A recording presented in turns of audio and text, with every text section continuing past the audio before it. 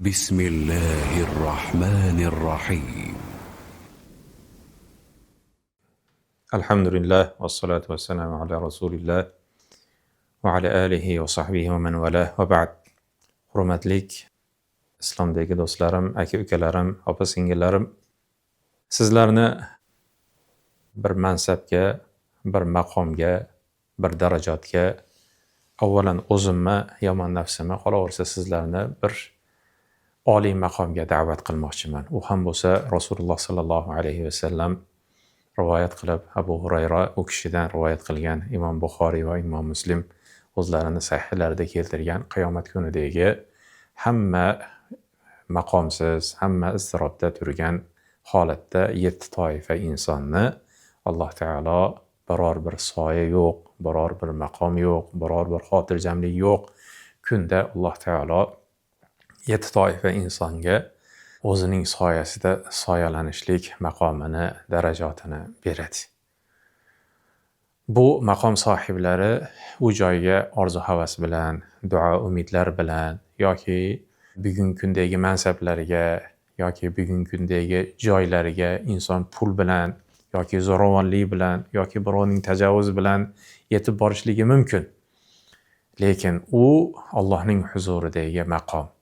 U maqomni da'vatini, u maqomning naqadar buyuk ekanligi to'g'risida bu hadisdagi 7 toifa insonga beriladigan maqomdan oldin bu maqomni qiyomatning dahshati to'g'risida bir ozgina eslatma beramanki, qo'rqib turib bunga bo'lgan qiziqishligimiz, oshiqligimiz yana ham oshadi. Bu maqom qiyomat kunida Alloh subhanahu va taolo shu qadar g'azab qiladiki, Rasululloh sallallohu alayhi va sallam Alloh undan avval ham, u kundan keyin ham bu qadar g'azab qilmaydi deganlar. Qiyomatning dahshati. Alloh taolo o'z qo'li bilan yaratgan va o'zining jonidan ato etgan Odam alayhissalom ana shu kunda, bugun nihoyatda dahshatli, qiyinli kun, o'zim qutulib qolsam katta gap deydi. Ulul azm bo'lgan, birinchi bo'lib payg'ambar qilib yuborilgan Nuh alayhissalom 950 yil uy-joy qilmasdan faqat Allohning diniga da'vat qilgan, Allohning diniga chaqirgan Nuh alayhissalom bugun nihoyatda qiyin kunki, Alloh juda g'azabi kelgan. Bugun o'zim qutulib qolsam katta gap. Men bu joyda o'zim Allohning g'azabidan qutulib Allohning rahmatiga erishib olsam, o'zim uchun eng katta baxtli inson bo'laman degan iztirobli holat. Chunki farzandi shirinlik qilib Alloh taologa, ey Robbim, bu inna bini min ahli, bu mening ahlimdan, mening farzandimidi deb Allohning amriga, Alloh taoloning hukmiga e'tirozan talab qilganligi uchun mana shu qilgan xatosi, mana shu qilgan aybidan hayo qilib iztirobda turgan kun. Kofirlar, avvalgi qavmlar, avvalgi ummatlar hammasi iztirobda turgan kun. Shafaatul uzma Rasululloh sallallohu alayhi va sallamdan maqoman mahmud, hamma maqtalgan maqomni so'raydigan vasila joyi bo'lgan Rasululloh sallallohu alayhi va sallamning yordami butun ummatga kelgan, Allohning huzuriga borib, Allohning maqtab, Alloh taologa sajda qilib, mana shunday qiyomatning dahshati, bu kunning bugungi bizning yashab turgan kunimizga miqdori bizning bugungi yashab turgan kunimizga 50 ming yilga to'g'ri keladigan kun. Ya'ni ana shu qiyomatning bir kuni bizning bugungi yashab turgan vaqt soatlarimizga 50 ming yilga to'g'ri keladigan kun. Ana shunday iztirobda, hamma dahshatda, payg'ambarlar qo'rqib turgan paytda Alloh taolo bu ummatga, bu ummatning ichidagi shunday bir abror bandalari bor. Alloh taologa ba'zi bir ibodatlar bilan, albatta iymonan Alloh taologa qurbat, yaqinlik qilgan insonlar bor. Ular xotirjam turadi. U maqom sohibi 7 toifa. Birinchisi adolatlik imom. Imomlar ko'p, boshliqlar ko'p, rahbarlar ko'p. Ularning adolatligi kam. Adolat bu Allohning fazli. Va uning uchun insonlar ancha qurbonlik, ancha mehnat, ancha nafs bilan kurash talab qiladi. Agarda Alloh taolo sizga biror bir ishda rahbarlik nasib qilgan bo'lsa, Alloh taolo shun bilan sizni hayotingizni go'zal qilgan bo'lsa, adolatli bo'ling. Chunki boshliqlik qo'l ostingizdagi insonlarga adolat bilan qarashlik va ularga adolat bilan muomala qilishlik, ularga adolat bilan hukm chiqarishlik ularning eng avvalida davlat rahbari turadi. Agarda adolatli bo'ladigan bo'lsa, bu qiyomat kunida xotirjam turadigan insonlarning avvali. Imamun adil dedilar Rasululloh sollallohu alayhi vasallam. Adolatli imom. Masjiddagi imom emas, hayotdagi imom. Hayotda xalqini, hayotda qo'l ostidagilarni yaxshilikka, saodatga, yutuqqa, najotga chaqiradigan adolatli imom, adolatli boshliq, adolatli peshqadam. Mana shu odam Alloh taoloning huzurida xotirjam turadi. Payg'ambarlar iztirobda turganda bu odam adolatlik hayot kechirganligi uchun, adolatlik hukm qilganligi uchun xotirjam turadi. Ikkinchisi shabun nasha'a fi ta'atillah. Yigit u ayol bo'lsin, erkak bo'lsin. Bu joyda yigitdan murod ayol va erkak o'zini ichiga oladi. Qaysiki bir ayol, qaysiki bir qiz, qaysiki bir yigit Allohning toatida, ibodatda ulg'aygan bo'lsa, roza tutgan, zinodan saqlangan, odob axloqda, dinini ta'limida, dinini munkarini ko'rganda qaytaradigan yosh farzandlar bu holatni qo'linglardan chiqarib olmanglar. Kattalar o'tib ketdi. Kattalarning qo'lidan ketdi. Bizi qo'limizdan ketdi bu fursat. Sizlar qo'linglardan chiqarib olmanglar. Buni kofir va shayton juda yaxshi biladi. Shuning uchun sizlarni masjidlardan qaytarishadi. Ularning ba'zilari salla o'rashib olgan. Ba'zilari formalar kiyib olgan. Ular shaytonning askarlari ular. Sizlarning toatdan qaytaradi. Sizlarni namozdan qaytaradi. Sizlarni ro'zadan qaytaradi. Sizlarni kechalarda bedor bo'lishlikdan qaytaradi. Bu Ramazon oyi. Bu oyda ikkita narsa bor. Kunduzlari ro'zador bo'lishlik, kechalari bedor bo'lishlik. Buni evaziga Alloh taoloning rahmati jannat bor. Man soma ramazona imanan va ihtisaban. Kim Ramazonda ro'zador bo'ladigan bo'lsa, iymonan va ajr umidida, g'ufira lahu ma taqaddama min zambi. Avvalgi gunohlari kechiriladi degan. Man qoma ramazona, aynan kim Ramazonning kechalari bedor bo'ladigan bo'lsa, sizni bedorligingizga shaytonning malaylari, shaytonning askarlari, xoinlar qarshilik qiladi. Fursatni qo'ldan boy bermang, ey yigitlar, ey qizlar, toatda ulg'ayinglar. Hijobingizga osiladi. Soqolingizga osiladi. Ta'limingizga osiladi. Da'vatingizga osiladi. Senga kim qo'yibdi deb. Haromni ko'rsiz qaytaring. Otangiz bo'ladimi? Onangiz bo'ladimi? Akangiz bo'ladimi? Qo'shningiz bo'ladimi? Sinfdoshingiz bo'ladimi? Do'stingiz bo'ladimi? Munkardan qaytaring. Namoz o'qimasa namoz o'qigan, Alloh taolodan qo'rqin deydi. Shabun nasha'a fi ta'atillah. Buning evaziga yoshligingizda, yigitligingizda, novqiron umringizning eng go'zal vaqtlarida toat ibodatda bo'ling. Yolg'ondan saqlaning, g'iybatdan saqlaning, bo'htondan saqlaning, haromdan saqlaning, zinodan saqlaning, fahshdan saqlaning, ko'zingizni haromdan, fahsh kinolar ko'rishlikdan saqlaning. Payg'ambarlar iztirobda qo'rqib qaltirab turganda, Allohning g'azabi kelganda siz xotirjam turasiz. Alloh taolo aytgandek, "Va la yaxofuna lawmata la'im." Malomatchining malomatidan qo'rqmang. Ularning zulmidan qo'rqmang. Taqdiringiz yozilingan. Diningizda mustahkam turing. Innallazina qalu robbunalloh summa istaqamu. Robbim Alloh dedingizmi? Istiqomatda mustahkam turing. Dunyo matolari, tinchlik evaziga, ozgina bir g'alva evaziga diningizdan voz kechmang. Sahobalar qanday turishgan? Dini uchun qanday turib berishgan? Sizni chalg'itadigan gaplar bilan seni namozingga qarshi bo'lyaptimi, iymoningga qarshi bo'lyaptimi, faqat soqolingga, faqat hijobingga, faqat ro'molingga, faqat namozingga degan narsalar bilan, maktabda ta'lim afzal degan narsalar bilan chalg'itishmasin. Din komilligi bilan din. Dinda mustahkam turishlik va istiqomatda turishlikda evazi nima? Vafot etayotganda Alloh taolo o'zining farishtasini tushiradi. Vallohil azim. Yoshligingizda mustahkam turing. Iymon soatida malakul maut, o'lim farishtasi kelganda iztirob, qo'rquv bo'lmaysiz. Alla taxofu va la tahzanu. xafa ham bo'lmang, tushkunlikka ham tushirmang. Sizga va'da qilingan jannatning xushxabarini berdim deb, sizni ko'zingizga ko'ringan holatda shu xabarni yetkazib, Alloh taolo kelgan jannatda joningizni oladi. Bu Allohning so'zi, meni so'zim emas. Farishta albatta tushadi. Alloh aytayapti. Allohning borligiga iymon qanday bo'lsa, istiqomatda dinida turgan odamga Alloh taoloning malakul mavti o'lim soatida tushishlikka xuddi shunday iymon keltiramiz. Kim inkor qilsa kofir bo'ladi. Alloh taoloning toatida mustahkam turing. Qo'rqmang. Qo'rqishlik Alloh taologa xos. Faqat qo'rquv Alloh taolodan bo'lsin. Albatta tadbiringizni oling. Ehtiyotingizni oling, lekin ehtiyot deb turib diningizni tashlamang. Va ikkinchisi, yoshligida ibodatda ulg'aygan yigit qizlar bo'lsa, uchinchisi Allohu akbar.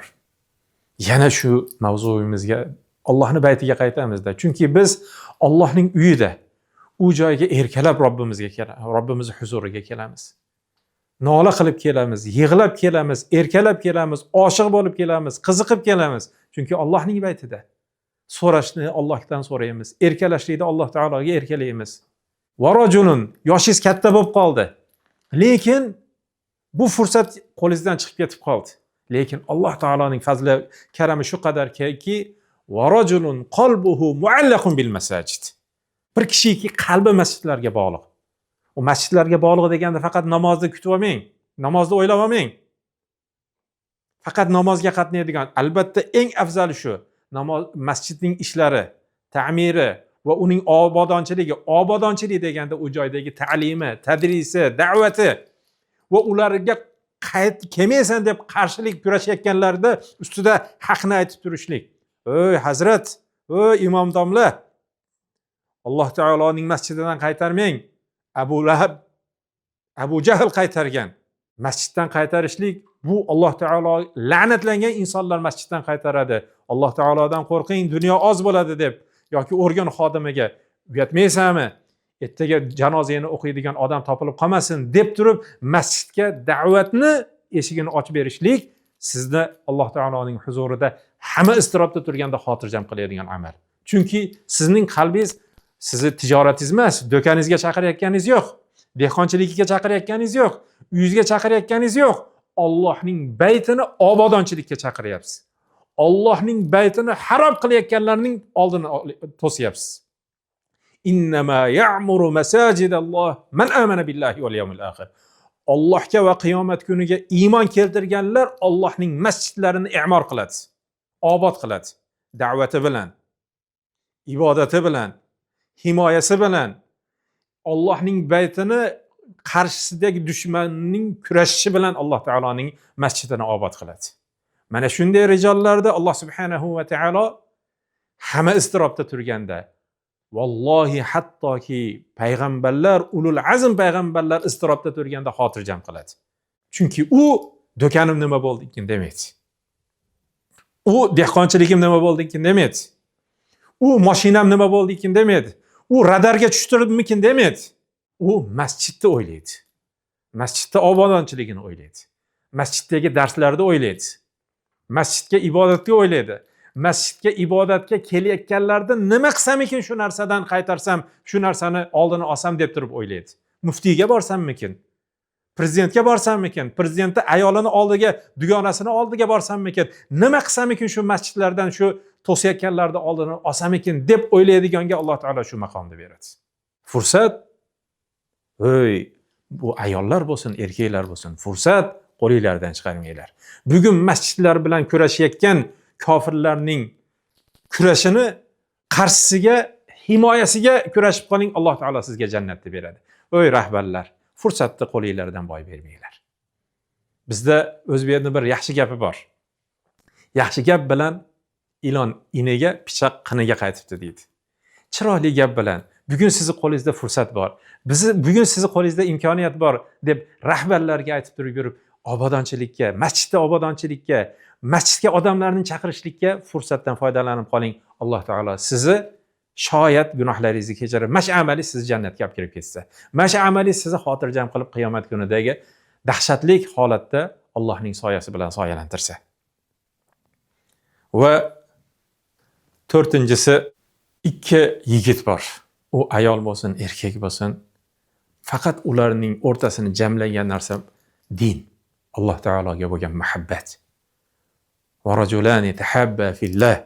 Ikki kishi, u ayol bo'lsin, erkak bo'lsin, ya'ni ayol bilan bo'lsin, ayol erkak bilan bo'lsin, bir vaqtda bo'lsin, Alloh taolo ularni qarindoshlik, millati, yeri yo'q. U dunyoning sharqida bo'lsin, g'arbida bo'lsin, shimolida bo'lsin, janubida bo'lsin, 1000 yil oldin o'tgan bo'lsin yoki hozir bo'lsin, farqi yo'q. Eng afzali davrimizda, lekin 100 yil oldingi, men bizning payg'ambarimizdan oldingi kelgan g'ulomni yaxshi ko'raman. U ilohlikni da'vo qilgan tog'utga sen meni o'ldirolmaysan. Agarda meni o'ldirmoqchi bo'lsang, bi robbil g'ulam deb otgin deb turib, odamlarga Robbisini tanitishlik uchun o'zini qurbon qilgan g'ulomni yaxshi ko'raman. Mus'ab ibn Umayrni yaxshi ko'raman. Dunyoning hammasidan, boylikdan, saltanatdan, butun hamma dunyo lazzatidan hammasini sotib turib, Allohning dini uchun o'zini qurbon qilgan, o Allohning dini uchun o'zini fido qilgan Mus'ab ibn Umayrni yaxshi ko'raman. Alloh taolo islomni aziz qilgan u kishi bilan Umarni yaxshi ko'raman. Har bir joyda sadoqat bilan turgan Abu Bakrni yaxshi ko'raman. Bu bilan Alloh taolo Alloh va uning dinini aziz qiladi degan Alini yaxshi ko'raman. Hayosidan farishtalar uyatadigan Usmonni yaxshi ko'raman. Siz kimni yaxshi ko'rasiz? Ronaldo'ni yaxshi ko'rasizmi? Messini yaxshi ko'rasizmi? Ya kimni yaxshi ko'rasiz? Artistlarni yaxshi ko'rasizmi? Siz kimni yaxshi ko'rasiz? Sizni o'rtangizda jamlangan narsa nima, birodar? Ey singlim, kimni yaxshi ko'rasiz? Bu yaxshi ko'rishlikning sharti bor. Ijtimoiy ana shu narsada jamlagan, ular yaxshi ko'rgan narsani yaxshi ko'radi. Haqni gapirishlikni yaxshi ko'rgan, islomda turishlikni yaxshi ko'rgan, islom uchun jonini bergan, islom uchun molini bergan, shu joyda jamlangan. Agarda islomdan ajralsa, u joyda ketgan. Dinini sotgan joyda dinida sotgan odamdan ketgan. Yo uni o'lim ajratgan yoki dindan qaytishlik, dinga xiyonati ajratgan. Mana shunday do'stlik bo'lgan, mana shunday birlashlik bo'lgan insonlarni Alloh subhanahu va taolo qiyomat kunida o'zining soyasi bilan hamma iztirobda turganda xotirjam soya beradi.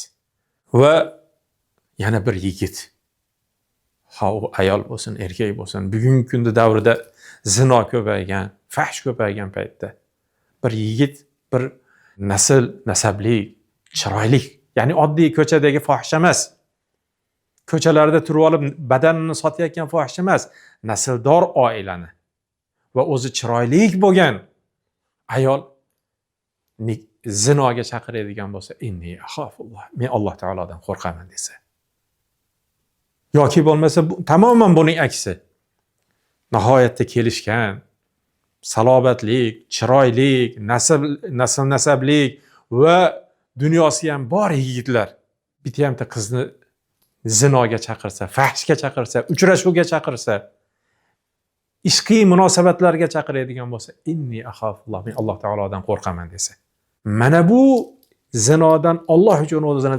tiygan, saqlagan ayol va erkakka Alloh taolo qiyomat kunida bugun ko'paygan zino. Endi Alloh ofiyat bersin, to'g'ri kelgan bilan zino qilib yurganchi. Shunday eng inson oshiq bo'ladigan chiroy, oshiq bo'ladigan mansabdorni, oliy nasablik oilani qizi, kelini shunday bir ayol zinoga chaqirsa, men Alloh taolodan qo'rqaman deb turib yurib, o'zining iffatini saqlagan erkak, o'zining iffatini saqlagan ayolni Alloh taolo shunday bir Alloh o'zining qiyomat kunida hamma iztirobda turganda xotirjam soya bilan soya beradi. Va Ramazon oyida turibmiz. Ramazon oyi, g'animat oy, fursat oy. Rasululloh sallallohu alayhi va sallam shunday bu oyda ko'p sadaqat qilardilarki, buni kinoya bilan Oisha onamiz shamol bo'lib ketar dedilar. Bu oy sadaqat oyi. Bu oy ko'p tabarru qiladigan oy. Bu oy ko'p yaxshilik qiladigan oy. Endi bu qilingan yaxshiliklarning ichida bir kishiki u ayol bo'lsin, erkak bo'lsin, o'ng qo'li bilan qilgan sadaqatni na ota-onasi, na opa-singili, na do'stlari, na yaqinlari hech kimga bildirmasdan muhtoj joyga berib yurib, o'zining kimligini ham tanitmagan, bildirmasdan infoq qilgan odamni, ya'ni o'ng qo'li berganini chap qo'li bilmaydigan, mubolag'a emas, balki shunaqa, agarda imkoniyat fursat bo'ladigan bo'lsa, cho'ntagingizda nech pulligingiz borligini bilasiz, lekin sanab emas, sanamasdan olib berib yorib va uni qanchasi qoldi ekan deb ham hisob kitob qilmasdan shu darajada qilayotgan infoqingizni yashirib yurib qilib, buni o'lguningizga qadar hech kimga aytmasdan Robbingiz huzuriga shunday sadaqatingizni olib ketadigan bo'lsangiz, Alloh taolo uning mukofotini o'zining soyasi bilan soyalantiradi. Va shunday bir kishiki, u ayol bo'lsin, erkak bo'lsin, varajunun yoki bir ayol, holi o'zi hech kim yo'q, Alloh taolo bilan gaplashib, so'zlashib va Alloh taolodan azobidan qo'rqib, rahmatidan umid qilib, ko'zidan haqiqiy dunyosini yo'qotganligi uchun emas, yaqinini yo'qotganligi uchun emas, farzandi vafot etganligi uchun emas, ota-onasi vafot etganligi uchun emas, qiynalib kasal bo'lib qolganligi uchun emas, hamma narsasi xotirjam. Hamma narsasi bor. Lekin Alloh taolodan rahmatidan umid qilib, azobidan qo'rqib, fitnalantirib qo'yishlikdan omonlik so'rab, Allohni eslab turib yig'lagan. Ey birodar, sizga bir narsani aytaman. Alloh taologa munojat qilganmiz. Munojat agarda ta'bir joiz bo'lsa va ta'riflash berishlik to'g'ri bo'ladigan bo'lsa, Allohning fazli bilan. Misol uchun bir odamni oldiga borib, undan bir yordam so'ramoqchi bo'lsangiz, u odamga borib turib, misol uchun pul so'ramoqchi bo'lsangiz, borib Abdulloh aka menga $10,000 bering deb so'raysizmi? Agarda $10,000 kerak bo'lsa, borib qo'shningiz bo'lsin, yaqiningiz bo'lsin, do'stingiz bo'lsin, borib Abdulloh aka yaxshimisiz? Men sizni yaxshi ko'raman, yaxshi odamsiz, yaxshiliklaringiz ko'p, qiynalgan odamga ko'p yordam berasiz deb holatingizni bayon qilasiz. Ehtiyojingizni aytasiz, uni yaxshiliklarini aytasiz va unga yaxshiliklar berishligini Alloh taolodan umid qilib duo qilishlaringizni aytib yurib, $10,000 muhtojligingiz bilan qarz so'raysiz. Shunday emasmi? Yoki bo'lmasa boshqa holatlarda ham birortasidan bir narsani so'ramoqchi bo'lsangiz, qancha unga maqtov, qancha unga mulozamat, qancha munosib gaplar, qalbini oladigan va shirin so'zlarni aytasiz. Robbingizga qachon shuna qilib nola qildingiz? To'g'rirog'i, Robbimizga qachon shuna qilib munojat qildik? Hech kim yo'q, ayolingiz yo'q, eringiz yo'q, farzandlaringiz yo'q, yaqinlaringiz yo'q. Alloh taoloning o'ziga nola qilib, ya Robbi, men seni qo'lingman. Senga iymon keltirganman. Seni yaxshi ko'raman. Sen latifsan. Sen G'afurur Rahimsan. Sen ayblarni yashiruvchi sattor bo'lgan zotsan. Ayblarimni yashirasan, ya Robbi. Gunohlarim ko'p. Azoblashlikka qodir bo'lib, fitnalantirishlikka qodir bo'lib, menga o'zing iymon berding-a deb Alloh taologa butun maqtovlarni aytib, o'zingizni zaifligingizni, ilmim ozligidan, iymonim zaifligidan, nafsim yomonligidan, muhitim shayton va shayton sifat insonlarning fitnalaridan fitnalanib qolib, shuncha gunohlar qilyapman, lekin meni holimni o'zing isloh qilyapsan deb Allohni maqtab, o'zingizni xorlab Alloh taologa bir nola qilganmisiz? Va mana shu nolalarning ichida ko'zingizdan yosh chiqqanmi? Birodar, yosh chiqaring. Ibodat yoshini chiqaring. Xorlik yoshini emas. Maxluqlarga xorlik yoshini emas. Alloh azza va jallaga bandalik, qullik ko'z yoshini chiqaring. Alloh taologa yig'ling. Alloh taolodan yig'lab so'rang. Alloh taolodan yig'lab esling. Alloh taologa butun nolangizni, butun boringizni, butun hojatingizni tashing. Ko'zingizdan yosh chiqadigan bo'lsa, bu yosh yetib borgan joyini Alloh taolo do'zaxda kuydirmaydi. Allohning o'zini eslab turib ko'z yosh chiqqan ana shu joyni Alloh taolo do'zaxda kuydirmaydi. Ko'zingiz yoshlarini hamma joyingizga surtib oling, Alloh taolo jahannamdan ana shu joyga o'tlarini kuydirmaydi. Kechalari Allohni eslang. Alloh taologa yig'ling. Alloh taolo mana shu 7 toifaning bittasi bo'lib sizga xotirjam maqomni beradi. Alloh subhanahu va taolo hammalarimizning mana shu fursatlardan qaysidir biri bilan, balki hammasi bilan amal qilib yashab, Allohning huzuriga bu solih amallarni olib borishlikka Allohim o'zi tavfiq bersin. Vallohu ta'ala alam, sallallohu vasallam ala nabiyina Muhammad va ala alihi va sahbihi ajma'in.